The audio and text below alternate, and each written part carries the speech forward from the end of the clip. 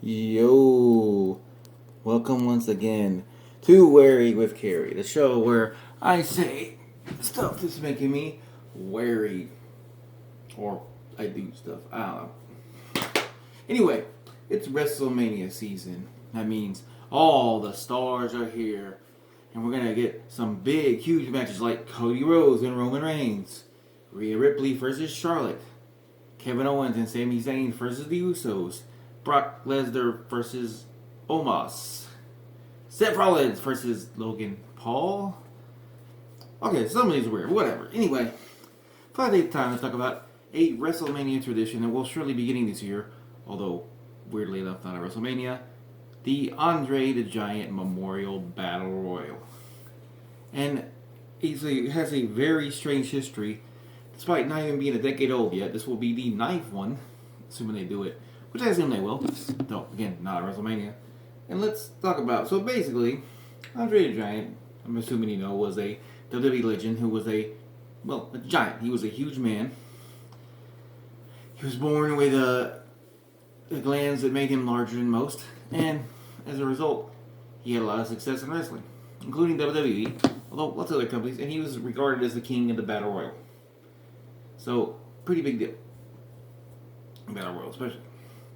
Now, he passed away in 1993, and in 2014, in WrestleMania 30, the 30th WrestleMania, WWE decided to honor him with a Battle Royal where the winner would receive a statue that had Andre the Giant on it with his arms crossed, and their name would be put on the statue.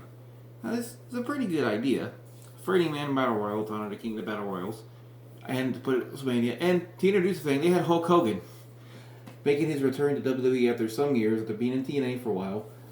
He came out and announced a match and put it over huge. Smart booking. And sure enough, the first Andre the Giant Memorial Battle Royal was on the card. Now, should we point out that in addition to this being obviously something to celebrate Andre, it's kind of clear that from the beginning, this was a way to get as many wrestlers on the card as possible. Because, let's face it, now it's a little bit better, but especially 8 years ago, WWE, despite making WrestleManias longer and longer, had a really, really, really bad time management. They just couldn't seem to find a way to fit more than 7 or 8 matches on a 4 or 5 hour card, and usually most of those matches would be singles matches. God forbid we have a tag match here or there. But anyway, so this is the way, here you go, a match with 30 wrestlers on it. Fine, it works, and that's perfectly fine. It's a good secondary reason for it. So, the first Andre the Giant Memorial Battle Royal, I'm going to take a look at, it's probably a 2-part video, I should point out, because there are 8 of these. And I'm going to talk about the match itself, its placement on the card, or lack thereof, the winner, and what the winner did after that to show, because this was a big match, right? You would think they would have some kind of push, some kind of deal. We'll see how it works out. So let's start with the first Andre the Giant Memorial Battle Royal, won by Cesaro, now known as Claudio Castagnoli, the current Ring of Honor World Champion. He actually body slammed the Big Show over the top rope in a really impressive display to win. And this is a time when he was getting very over. He was in the Real Americans tag team, although earlier in the show, on the kickoff of the show, of WrestleMania, the official kickoff, he lost a tag title match. And after losing the tag title match, he turned on his former partner, Jack Swagger, getting the big swing, and seemingly left his manager, Zeb Coulter. Next on Raw, he came out for a ceremony where Hogan was going to present him with the trophy. And he was there with Zeb Coulter. And he made a remark that he was not a Zeb Coulter guy. He was a Paul Heyman guy, yes. Paul Heyman, who was a big deal, like he is now, very much then, was the manager of Cesaro. And this seemed like a good idea. Paul was managing Brock too, and Brock wasn't always going to be there. So him having a full-time guy, okay. Could work. Well, you might wonder, how long did this last? And did Cesaro get any kind of push? Well, he immediately was put into a tournament for Intercontinental title, which he did not win. Then he feuded with Sheamus, who was the U.S. champion. Some pretty fun back and forth, intense, stiff matches. And then Paul Heyman dropped him like a bad habit, and he basically didn't do anything for several months before teaming with Tyson Kidd. And winning the tag titles 2 months to the day when they teamed up. So that's pretty cool. And then 1 year later, to the day, not only finding himself once again in a 4-way tag team title match on the kickoff of Mania, but finding himself once again in the Andre the Giant Memorial Battle Royal.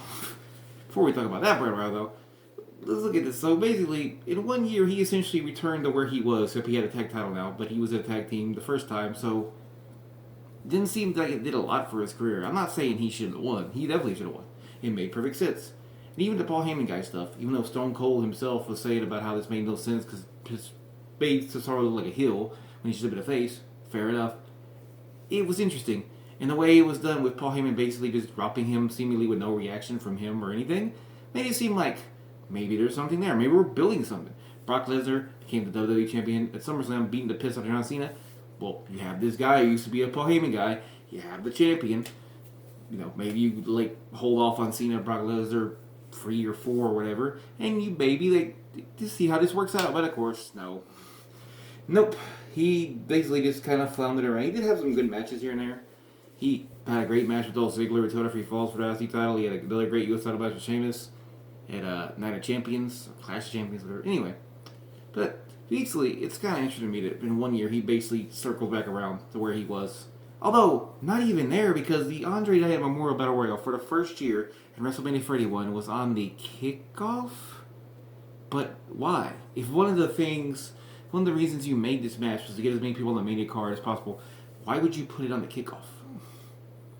Anyway, Big Show won this match, which makes sense because he's Andre the Giant's son. Oh, kidding. But he's close enough to Andre, and he's had a pretty good career. And fine, a Giant should have been out Battle Royal, not a Giant every once in a while. But it's a little disappointing that the last segment of the match was set up for its Miz and Mizdow, who were already having their issues. Where Damien Mizdow is a stunt double to Miz. He does his moves like he does. He does the same move. And Miz was starting to emotionally abuse him. And in this match, we had Mizdow throw out the Miz, turning on him. And then, instead of having him win the match and kind of build that momentum, no, Big Show just chucked him out like nothing. And to Big Show's credit, he was pushed significantly well after this, but he's the Big Show, so he's always kind of pushed well and then usually de-pushed. He had a last man standing match with Roman Reigns, Extreme Rules, which was pretty good from what I remember. I haven't watched it since then, but Roman himself has said this is one of the matches he really likes, one of his best matches. So, seems like he let the impression on. Then after that, he kind of, what was this, 2015? He basically started a feud with Ryback for the IC title, the recently vacant IC title, and Miz, and then after a few months, he just kind of fucking did nothing. Just kind of floundered about, and by WrestleMania, like, he didn't win a title, he didn't really have any feuds going on. Outside of that brief one, the IC title match they made, and it's culminated at SummerSlam, wasn't really a whole lot Big Show was doing. He just kind of was around, you know, doing Big Show stuff. And then after that, at WrestleMania 32, Big Show was once again the Andre Giant Memorial Battle Royal. Now, I'll talk about that in a minute, but so in 1 year, he basically went back to the same match he was in, but he did get to be in a big match on pay-per-view. Cesaro did too, to his credit. And at this point in his career, he didn't really need to be winning titles, so I can say this one was an okay deal. They did a pretty good job with it, and it was fine, you know. Anyway, what's interesting about this one, though, this is the match where it made the most sense to have Big Show in the Andre Giant, because this was Andre Giant that had several mystery opponents to shock everybody, including Diamond Dallas Page and Tatanka. But the big one was Shaquille O'Neal wrestling his first ever match in a match involving the Big Show, which was a heavily rumored WrestleMania match for years that we never got, and was a few years before, when I think about 4 years before, or maybe it's 5 or 5 years before his tag team match in AEW. Which still, as it stands, I believe there are only 2 matches that Shaquille O'Neal has had. So Shaq, Big Show, you get it at Mania, not a singles match, but whatever. And look at that, the Andre's back on the card. How about that? That's pretty good. So who won the Andre? Well, a mystery guy who entered. A guy by the name of Baron Corbin, who was making his debut on the main roster, and eliminated Kane last, which, whatever. There's not really much to say about that. He just kind of froze him out. There's nothing to build on, but good building here. Baron Corbin was a new dude from NXT, and he still had a pretty interesting gimmick in the Lone Wolf long before he started getting shit gimmick after shit gimmick after shit gimmick. So, alright, so what do we do with this new shiny NXT toy out here? Well, we make him have a match with Dolph Ziggler on the Raw after Mania that ends in a no contest. This is me. I would have made him fight Kane in the match after Mania because Kane lost and he was mad and he just beats Kane in maybe 5 minutes, you know? Kane wasn't doing nothing. Or even if you're going to put him against Dolph, why is he not beating Dolph? Dolph constantly wins and loses. It doesn't really seem to matter. Hell, a few months before this, I think he lost to Heath Slater on Raw. Anyway, no offense to Heath Slater, but at that point, his designation was basically a lower card, usually jobber guy. So Corbin, after this, he moved into some feuds with the likes of... Who did he feud with 2016? Wasn't Apollo? Oh, he continued his feud with Dolph for several months. Luckily for Corbin, a brand draft was coming, and he did kind of get featured more in the brand draft than he probably would have. But he didn't really do anything from us. A feud with Dolph Ziggler and have really mid matches. And then from there, he had almost immediately on SmackDown where he was drafted, he had a pretty quick... before I get to this, he had a feud with Jack Swagger that produced one of the worst matches I've ever seen. It wasn't even bad. It was just very, very mid on No Mercy, and it had a weird finish where he had him in an ankle lock, and he slapped this creature across to try to get to the rope, and he slapped the mat 3 times. And I was like, that's a tap out. And then that led to him briefly having a feud with Kalisto, where he did have a really good chairs match with Kalisto on the TLC show that took place that year. And then after that, he had a brief little feud with Jon Moxley for the IC title at WrestleMania, where he was on the kickoff again. Because this time, the IC title match on the kickoff, he didn't win, but, so let's look at this, though. Let's look at his career. So, he had a feud that seemingly never won to end and didn't really seem to do anything for either guy. Then he moved into a really boring feud, and then a really good feud, and then had a pretty good feud, because the Box him feud was really pretty good. There's a fight where they're fighting the crowd, he throws him into a soundstage, looked really cool, and I think they made explode, so it looked really nice, good stuff. Dean Ambrose, I should call him John Moxley. I'm just used to calling him Moxley. Yeah, he had a feud Dean Ambrose fast stuff. Well, going from the Andre to competing for a championship the next year at Mania is not bad. However, not in Corbin's detriment, and good for him not being in the Andre for the second year, because I really don't get the point. You're going to have your name on the statue twice. I could understand, one to win again, but it seems kind of, not valid. But, however, in one of the strangest cases so far of WrestleMania and the Andre, we now have it on the kickoff again. Although maybe this year you could say, well, okay, so the first year was on the main card. Second year, kickoff. Third year is on the main. Fourth year, kickoff. Well, the fifth year is going to be back on the card. But we'll see. But anyway, this was the final, the Andre Memorial Battle Royal that took place at WrestleMania 33, or the kickoff of 33, I should say, which was won by Mojo Rawley, last eliminating Jinder Mahal. Oh boy. Not only did this match feature Mojo winning and Jinder be eliminated, it's more important to note that the end of the match involved a guy in the crowd, a fan. You might have heard of by the name of Rob Gronkowski. Was an NFL player this time. Later would actually wrestle for WWE for about 2 minutes and actually win the 24/7 title, who was real life friends with Mojo Rawley, getting involved and helping him get the win. Despite this having a celebrity, who was a pretty big deal at this point, they didn't preemptively to put this on the card, which is weird. But what's even weirder is the trajectories of Mojo, because this is the one time when we're going to talk about the person he eliminated as well. Because while Mojo would basically spend a few months on SmackDown like he already was, and I briefly turned heel after a few months, because for some reason in feud with Zack Ryder, there really isn't much here. He was in the Battle Royal the next year, it's running out. Really, the story here is Jinder Mahal, the man he eliminated, who less than 2 months after losing the Andre the Giant Memorial Battle Royal, won the WWE Championship in one of the biggest shocking moments in a world title match ever, especially in modern WWE. Yeah. And he had a really bad title reign, but he still was champ for several months. It's a pretty big deal. So it's a weird situation where it's maybe you should have had Jinder win. Maybe you should have fought that through. But I don't think they had the plan to make him the champion, even at Mania. Even though they did 2 months later. Weird, right?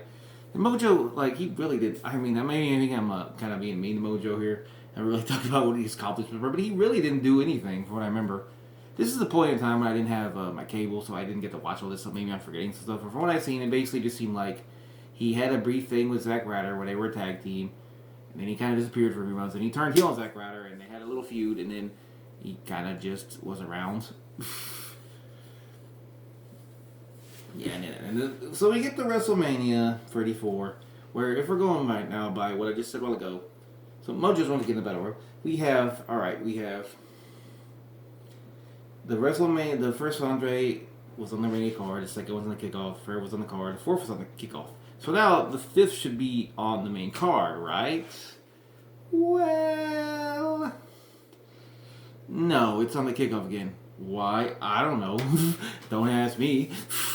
It's Mojo like anyway. I kind of point out, yeah, obviously his career I don't think was helped at all by winning this. I guess it did give him a moment. That's about it. But fine, whatever. But he didn't really do anything from this. Anyway, so this was won by Matt Hardy, who had just had a really strange match with Bray Wyatt about their feud, a Ultimate Deletion match, which similar to the final deletion that he had in TNA. It's a really fun little match, really goofy and crazy and fun. But it really felt like it should have been on Mania, even though it was like a cinematic match. Like, why couldn't he put that on WrestleMania? And the finish of this match is baffling as fuck. Because not only is Matt Hardy in this match, and at the end of the match, you have Baron Corbin and Mojo Rawley working together, the two guys who won the Andre before, trying to eliminate him, and the lights go out and Bray appears in the ring, and Jim Ross is on commentary and wonders if he's in the match. But he wasn't. Matt Hardy won by throwing out Baron Corbin, which, you're seeing that, right? Already won by throwing out Baron Corbin. So what did Matt Hardy do? Well, Matt Hardy had a really interesting career trajectory here. Like, really, it's really bizarre here. We're just gonna look at that next year. So Matt Hardy would almost immediately after Mania start a team with Bray Wyatt called the Leaders of Worlds, and 1 month later would win the tag titles that were vacated because at WrestleMania, Braun Strowman won the tag titles with a 10-year-old boy, and the 10-year-old boy had to go back to school the next day, so they were vacated. Why Strowman couldn't have just tried to defend him by himself or find another partner, I don't know. Yeah, so the Leaders of Worlds won the tag titles. I don't remember them being a very good team, but they were fine, like whatever. They were tag champs for a few months before losing them to the B team. And then they had a triple threat match with FDR, or the Revival, whatever, on Raw. It was a really good triple threat. It ended with the Revival winning the tag titles.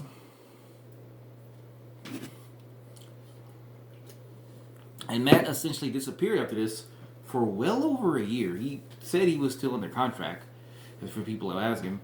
So it's worth noting he actually made his return. Well, no. I guess I was wrong. It wasn't over a year. Then corrected. He would return.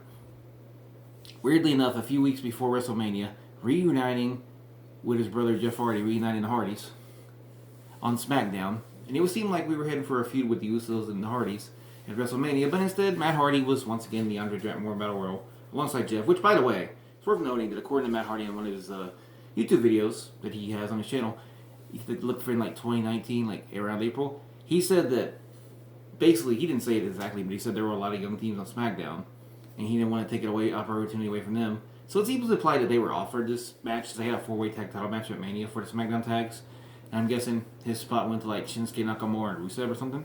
Which, more power to Matt Hardy and Jeff Hardy for that matter, if that is true. So this is one of those scenarios where this is probably, from what I'm looking at here, if we're just looking at year to year, him and Cesaro are pretty close to having the best years in the case, except I'd say he's a little better because he won the tag titles immediately, and he did have to take them off, I think, for an injury or whatever. I don't know if it was an injury, and he had a pretty good return. And after WrestleMania, he actually won the tag titles. I know that really doesn't count in the time frame we're looking at here, but it's interesting though. So I don't think he was that bad off. He probably had the best run here. He seemed to get the most out of it. Yeah, Cesaro got the Paul Heyman guy. I mean, the Paul Heyman guy, Cesaro, and the Leaders of Worlds both kind of lasted around the same amount of time. But I think, as much as I like Cesaro, I didn't mind Paul being his manager. He was pretty good too. The Leaders of Worlds kind of got more out of what they were putting in, even if it wasn't a team I liked all that much. And if the B team hadn't gotten as over as they got, and I don't think people expect them to get over, if they hadn't got as over as they got, I think they probably would have been tag champs a little longer. It's just in case the B team got super over, because people like the B team. Anyway, so for this, I'll say that probably Matt Hardy had the best here from winning in the year run thing, and if he chose, it seems like he did choose to be out of the tag title match at Mania, so it seemed like he himself was putting himself in the Andre, so that's fine. Alright, I'm fine with this one. This is probably the best one. Now we have a Braun. I already spoiled the winner. For the next one, we have for WrestleMania 35. Well, this is an interesting one because Braun Strowman was the winner. Braun Strowman eliminated Colin Jost last. Who's Colin Jost? He's a SNL actor, along with another SNL actor, Drew Hill, who both of them. Oh, I think it was Michael Trey. Michael Trey. Michael Trey and Colin Jost had a really weird feud with Braun Strowman going around this time that was on Raw a lot. So you have to think now. It has been 2 years. 2 years since Andre's been on the main card. Right? You have to think. Not only has it been 2 years, but you have to go to 2 years and with these two minor but still celebrities in this match with Braun Strowman, you'd have to think that it's going to be on the main card, right? Well, you can already tell where this is going. It wasn't on the card at all. It's on the kickoff, but it wasn't the card for the kickoff. Once again, so we have now had the kick. It's been on the kickoff more. Not only has it been on the kickoff more than it's been on the main show at this point, it's now been there double the time it's been on the main show. And you have to ask yourself at this point, is it ever going to be back on the main show? So anyway, Braun eliminated Colin Jost. Now how did Braun do after this? This was 2019 Braun. So I'm going to have to put on my thinking cap here to see what I remember. For what I remember. Alright, so almost immediately after, this is a weird thing where, this is where Braun Strowman started kind of winning everything. If I'm not mistaken, yeah, Braun started winning. Wait. No, this wasn't. Was this when he had the money or no? I might be wrong about that. He won the. Pretty sure this is when they had the greatest Royal Rumble. Maybe I'm wrong. Was this the greatest? Because I know there was a Saudi show after Mania. Well, was it the greatest Royal Rumble? Because I know he won the greatest Royal Rumble. Was that 2018? Yeah, let me click Braun's wiki because I am very confused on the time frame here. Forgive me. Wrestling career, okay. 2017-18. Royal Rumble. Feuded with Reigns. Won the Battle Royal. Oh, okay, so he won the greatest Battle Royal. I don't wonder this confused me. I thought this was when Braun was the Money in the Bank. No, he did not win. So he won the Money in the Bank the year before. Well, ironically, his booking the year before seems a little more better booking. But basically, after winning the Andre, I don't remember him doing anything that important in 2019. Maybe I'm wrong. Let me just check to be sure, because this feels like this was a few years ago, but it feels like a long time ago now. Holy hell! Cash in on Reigns.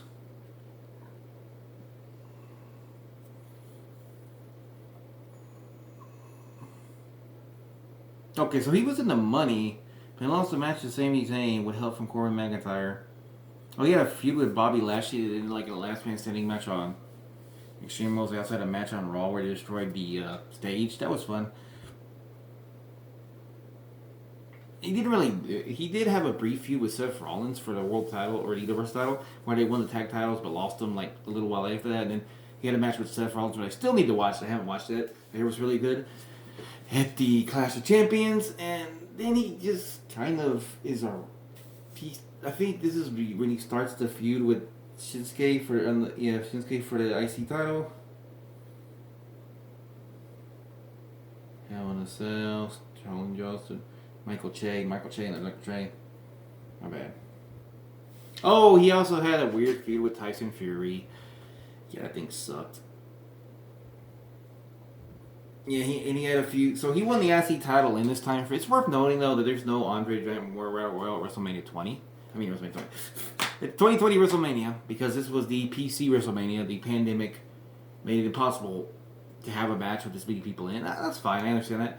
But I'm still going to count the WrestleMania. So in the year he did that, Braun easily had the best situation here, because from WrestleMania to WrestleMania, if we're looking at that time frame, but push wise, not only did he won the tag titles, even though it was a few months after that, he won the IC title, and it was almost a year later. He would win the Universal Championship, a title he'd been chasing for essentially 3 years at that point, at WrestleMania 2020, 30, whatever the hell, 37, I think. So, he's clearly had the best career trajectory. Blah, blah, blah, blah. from the Andre. So in this case, it does seem like it was the important. And the fact he won was kind of a good nod that, he's a big dude, and the first big dude's the Big Show to win it. And that was where it's going to get really, really weird. Because we finally have another Andre in 2021. Okay, fair enough. And you can probably guess it's not on the main media show, because at this point, WWE doesn't care to put on the main media show. What do they care about? A match made to honor one of their greatest legends that's supposed to be both about that and also getting wrestlers in the car. I don't care about that. Fuck that. That's what they say, right? Anyway, so this one was, and Braun was on this. By the way, Braun was on the WrestleMania 37 card. Okay, so 36 was the one before. 37 card, facing Shane McMahon in a cage match because reasons. I don't know. Anyway, this was won by Jey Uso, and this was not that long after his main event, Jey Uso storyline. Now he's aligned with Roman. We're a few months into that. Jimmy is back but injured, so they haven't really teamed up. That's the thing too. And so he wins, fair enough. And he lands Shinsuke Nakamura. But guess where this match happened? Oh no, it wasn't the kickoff. No, this was the SmackDown before WrestleMania. Yeah. Not even kickoff. Not even WrestleMania kickoff. Now it's on the SmackDown before WrestleMania. Why? This doesn't even make any sense whatsoever. But whatever. Clearly at this point, this match is like so unloved. And it's a shame because a good battle royal can be fun. Hell, I don't even think I watched this one. I know Jay won it, but I don't think I saw the entire match. Maybe I'm wrong on that. Anyway, so Jey Uso won. What did Jay do the next year? Oh yeah, he happened to win basically all the tag titles. Oh no, wait, this wasn't all the tag titles, but he won a few months after this. He won the tag titles with his brother Jimmy. Once again, the SmackDown, and then next year he wouldn't be unified yet, but he was still champion for a damn year at that point. And on the Mania card, which good glove for Jay. He won the WrestleMania card, and he's on the mini card, and he successfully defended with Jimmy against Shinsuke Nakamura, the man he eliminated from the Andre, by the way, at the last run, and Rick Boogs, who unfortunately got injured in that match. So Jay basically had so far the best trajectory from winning the Andre to next Andre. Not only is he not in the match again, he has literally been a champion for essentially the entire time between those two matches. So good for Jay. Of course, he was already being pushed before this. He was already kind of a big deal, and him and Jimmy had won the tag title several times. But still, it's worth noting. Kind of an opposite situation here at Big Show, where he was pushed more, right? Even because he's kind of a big thingy there. Anyway, and now I'm surprised I actually made it this far when I having to do 2 videos. We get to the final, most recent, because it happened just last year. Winner the Andre the Giant, and can you guess it again? This did not take place on a WrestleMania or the kickoff. So it was won by Madcap Moss. Fair, this is when he was doing his gimmick where he's telling bad jokes. And he's with Corbin. It's not good, but it's whatever. He eliminates Finn Balor, which is already weird enough because yes, this would mean Finn Balor was not on the main card. But Finn Balor was the U.S. champion at the time. And you know who got on the WrestleMania card? Who got on the WrestleMania card? I don't think there were any kickoffs. There was no kickoffs in these two night manias. There's no kickoffs, so I guess there's that. That's good. But you know who was on the WrestleMania card when Finn Balor, the U.S. champion, the second most important champion of Raw, according to WWE's logic, who was on that card when he wasn't? Oh, let's see. Vince McMahon in an impromptu match that nobody really wanted or needed. Yeah, because when you run a company, you can just do that. I would love all you fuckers sitting here going at Tony Khan. Y'all been saying for 3 years, we're going on 4 years now. Tony Khan is going to be as bad as Vince, and he's going to make himself a TV character. He hasn't done that yet. But since y'all want to keep saying that, I don't think there's ever going to be a day where Tony Khan's going to put himself in a pay-per-view match when he doesn't have the TNT or All-In champion booked on the show at all. There's no fucking way. Y'all tripping. That ain't ever going to happen. Just want to point it out. It's funny how little blowback this thing got, but I just want to point out that, it's what it is. It's what it is. But yeah, so, and here's the thing. So this is the end of the video. guess I kind of have a fake view. So this is such a bizarro history because it started out like we're gonna honor this legend. We're gonna have a match with a lot of wrestlers, and we're gonna have a battle royal because WrestleMania's had a career to get battle royals over the years. And then he just said, "Fuck that. We're not doing any of that. We're just gonna have a match that's not even on the main card, and eventually not even on WrestleMania at all. It's on WrestleMania weekend. We're basically at this point. We're like a few years away from it just being on like the pay-per-view before WrestleMania, like the Chamber. They had the see what I'm saying? Like it's just really weird to me, and it's kind of sad because this isn't a terrible idea for a match. You could easily fit a lot of wrestlers in there, especially if you're gonna have one fucking world title, which is still very stupid for like over 100 wrestlers on the roster, and one tag title for like a tag division with like 8 or 9 teams. It seems kind of dumb too. You could easily just kind of put everybody in those matches, and if we're gonna keep adding names to that, clearly they're gonna continue to do the match. They're not gonna stop because there's still room for the names. Why wouldn't you just put it on the main card? I mean, this is an easy match for one night, one at WrestleMania. You could put it like this second match. It's a fun little match to put together. It's a good match to put in between 2 big matches. Like you had the main event and you had this match here. Do you want to make a big deal? Like this is Brock's match. This is the title match or whatever. This is like Rhea, Charlotte, and Brock and Omos for whatever. You put the Andre right here. It makes sense. You could do it this year. You easily could. There's no reason you shouldn't. But they're probably not. I just wanted to look at this history because, I mean, it's very strange because it's a pretty good idea. And it seems to start out with ditches. And as far as, like, wrestlers' pushes, really, the only people who seem to gain anything from it was briefly Cesaro, because Paul Heyman, obviously. And, well, let's see who else. Matt Hardy. Fair enough. Strowman. But I feel like Strowman was going to get pushed anyway. He was already getting pushed, but whatever. And Jey Uso. Like, they're mostly the ones who got featured. They're the ones who kind of got the push out of that. So Jay, Braun, Matt. So at least half the dudes did get kind of a push out of it. But nobody, aside from Braun, nobody got a really big push from it. And that's kind of weird that you wouldn't kind of want to use your wrestler who won this match. It's supposed to be a big deal. You kind of treat them like a bigger star, you know? But that's just my prerogative on it. Anyway, who knows? When this match happens, probably on the SmackDown for WrestleMania. I wonder who's going to win this year. Looking at the people we have now, maybe Damian Priest if he doesn't have a match on Mania, which he probably won't. Maybe. I don't know. That would be one game. Maybe Cary and Cross. Could see him winning. Hell, maybe Braun Strowman again. Hey, who knows if he's going to have one. He's probably not going to have one, so there you go. Just let him win again. I don't know. Because to me, the thing too is like, to me, if you're not even going to put this match, first of all, it's stupid to put it on the kickoff. If you're not going to put it on the main card, don't even do it. You're just wasting our time. But if you're going to do it, don't put it on the SmackDown for Mania. That's fucking stupid. The entire point is the honor Andre. If it's just a regular Battle Royal, it's like a Battle Royal for a title shot after Mania or a title shot on the next week's SmackDown or something, fine.